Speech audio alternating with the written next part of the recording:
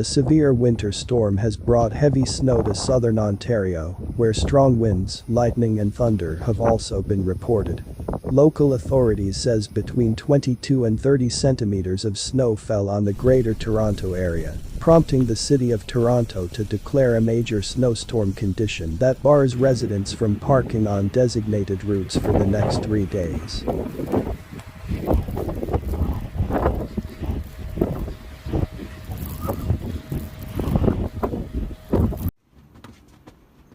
Residents should move their vehicles off snow routes by Monday, which is when snow removal operations are expected to start, which is focusing mostly on arterial roads with transit.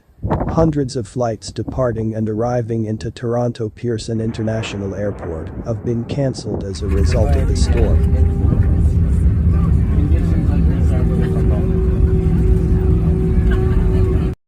Meanwhile, Ottawa logged 14 centimeters of snow, and Hamilton reported 15 centimeters. Environment Canada is urging people to use caution when going out, saying highways, roads, walkways and parking lots could be difficult to navigate.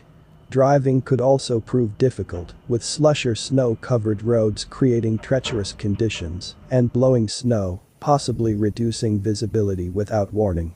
41 bus stops located on hilly areas temporarily out of service due to slippery road conditions.